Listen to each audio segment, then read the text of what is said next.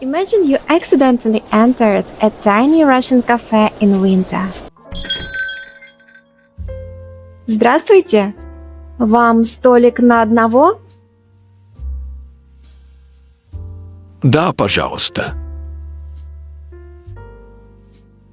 Что будете пить? Капучино и медовик. Хороший выбор. A tired Russian man sits nearby looking at snow outside. На улице такой холод.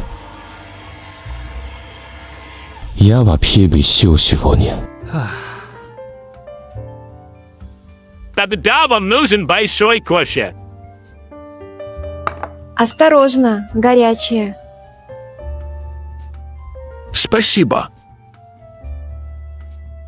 Приятного аппетита.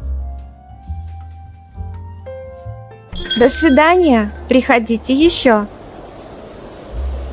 Спасибо, мне у вас понравилось.